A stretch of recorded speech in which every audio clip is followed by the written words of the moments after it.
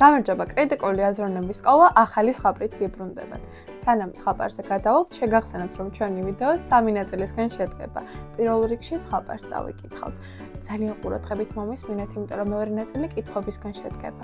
ბოლოს კი ტვინის აერობიკასაც გავაკეთებთ. დღეს ჩვენ შექმნებიან კატას წავიკითხავთ. იყო და არა იყო რა. იყო ერთი ღარიბი მეწისქვილი. სიკვდილის წინ თუ კი რამეება და შვილებს გაუნაწილა. უფროს ვარს წისქვილი ერგო, შუათანას სახედარი, უმცროს კი კატა. უმცროსი ვაჟი დაღონდა. აბა კატა რაში მარგიაო? მაგრამ უცებ კატა ალაპარაკდა. ბიჭი გაოცებული უსმენდა. ნუ დარდო ბატონო, შენ მხოლოდ მოსასხამი, ქუდი, გუდა და ჩექმები მომეცი და დანარჩენი მევიციო. მაწომა ყველაფერი უშოლა. კატამ სასწრაფოდ ჩაიცვა ჩექმები, მოისხა მოსასხამი, დაიხურა ქუდი და ტყეში გაუჩინარდა. ერთი გასუქებული კურდღელი დაიჭირა და გუდაში ჩასვა. მერე სასახლის კარზე მეფეს იახლა და უთხრა: მეფეო, ეს მშვენიერი კურდღელი სახელგანთქმულმა მარკიზ დე კარაბასმა გამოგიგზავნათო. იმ დღის შემდეგ ჩექმებიანი კატა სასახლის ხშირი სტუმარი გახდა და თავის ბატონის სახელით მეფეს ნაირ-ნაირ საჩუქრებს ჩუქნიდა. ბოლოს მთელი სასახლე ალაპარაკდა მარკიზ დე კარაბასზე. ალბათ დიდი მონადირეა, თქვა პირველმა მინისტრმა. მეფის ერთგული უნდა იყოს, თქვა დედოფალმა და კატას მიუბრუნდა. ახალგაზრდა თუა შენი პატრონი? ახალგაზრდაც არის მდიდარიც და ლამაზიც, მიუგო კატა. ერთხელ ჩექმებიანმა კატამ გაიგო, რომ მეფე დედოფალი ქალიშვილთან ერთად ეტლით სასეიმოდ მიდიოდა. მაშინვე თავის ბატონთან მივიდა და უთხრა: აბა ბატონო, დადგა ჩემი ჩანაფიქრის დრო. ახლავე მდინარეზე საბანაოდ უნდა წახვიდაო. ცურა რომ არ ვიცი, უთხრა ყმაწვილმა. ეგ არა უშავს, მე მომანდე და არაფრის შეგეშინდესო, უთხრა კატამ და მდინარეზე წავიდნენ. როგორც კი მეფის ეტლი გამოჩნდა, კატამ ბატონს ხელი ჰკრა, მდინარეში გადააგდო და ყვირილი ატეხა. გვიშველეთ, მარკიზ დე კარაბასი იხრჩობაო. მეფემ როგორც კი გაიგონა ყვირილი, მაშინვე მსახურები გაგზავნა, რომლებმაც ყმაწვილი გადაარჩინეს. მეწისქვილის ვაჟი წყლიდან ამოიყვანეს და მეფის ბრძანებით ახალი ტანსაცმელი მიართვეს. რა მშვენიერი ყმაწვილია, აღფრთოვანდა დედოფალი, როდესაც ახალ სამოში გამოწყობილი ვაჟი დაინახა. ამავე დროს კატამ გაიგონა, როგორ უთხრა ერთმა მინისტრმა მეორეს: უნდა გავარკვიოთ, მართლა მდიდარი არის თუ არა ეს მარკეზიო.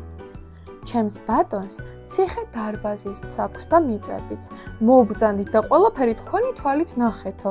მე ციხე დარბაზში დაგვხვდებით, უთხრა კატამ დიდებულებს და მოკურცხლა. გზად მინდორში მომუშავე გლეხებს გასწახა.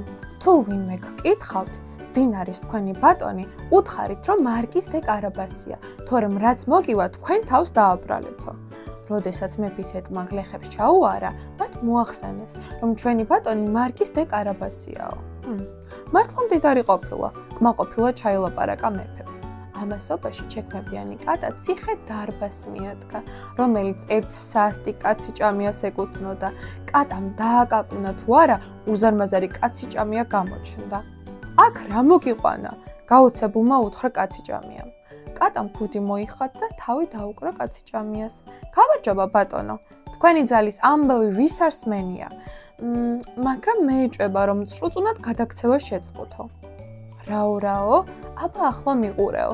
დაიღრიალა კაციჭამიამ და თავგვად გადაიქცა. კატასაც სწორედ ეს უნდოდა, ეცა, თაგვს და თვალის დახამხამებაში გადაყვება. მერე ულვაშები გაილოკა, ჭიშკარი ფართოდ გააღო და მეფის ეტლს შეეგება. ამის შემდეგ ყველაფერი ისე მოხდა, როგორც ჩექმებიან კატას სურდა. მეწისქვილის ვაჟმა მეფის ასული შეირთო ცოლად და ციხე დარბაზში დასახლდა. მას შემდეგ მეწისქვილის ვაჟი და მეფის ასული ჩექმებიან კატასთან ცხოვრობდნენ დიდხანს და ბედნიერად. ჭერი იქა, ხინი აქა, კატო იქა, ფქვილი აქა. ახლა კი შეკითხვების დრო არის. იმედი მაქვს წაკითხვის დროს ყურადღებით მისმენთ, იმიტომ რომ ახლა შეკითხვები უნდა დაგისვა. პირველი შეკითხვა, რომელიც ჩვენთან მექნება, არის: როგორ ფიქრობ, რატომ დაღონდა მეწისქვილის ვაჟი, როდესაც მას კატა ერგო? მეორე კითხვა: რატომ სჭირდებოდა კატას ჩექმები, ქუდი და გუდა? მესამე კითხვა: შენი აზრით, რა მოხდებოდა თუ ბოლოს მეფე სიმართლეს აღმოაჩენდა? როგორ დასრულდებოდა ზღაპარი? და მეოთხე შეკითხვა. რა მოხდა ბოლო 18 წლის ქვილი კატა 3-ვე ძმას დაუტოვებდა? არ დაგავიწყდეს, რომ YouTube არხი გამოიწერო, ეს ვიდეო დაალაიქო და აირა ჟურნალი ჩამოტვირთო. ახლა კი ტვინის აერობიკის დროა. საუჯიშოები, რომელსაც ახლა გაჩვენებ, შეიძლება გეცნოს კიდეც, მაგრამ ცოტა შევცვალოთ. პირველ რიგში ვაკეთებთ აი ამ მოძრაობას. ოღონდ ამ მოძრაობას რო გავაკეთებ, თან ტაშიც უნდა დაუკრათ. შეგიძლია ნელ-ნელა აუჩქარო და ისე გააკეთო. მეორე საუჯიშო, რომელსაც ვაკეთებთ, არის ხელი და თოფი.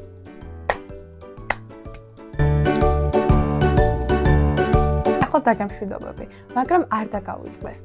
გამოიწერო ჩვენი YouTube არხი, ჩამოტვირთო აირას ჟურნალი და დაალაიქო ეს ვიდეო. ჩვენ კი მომავალ ვიდეოში შევხვდებით.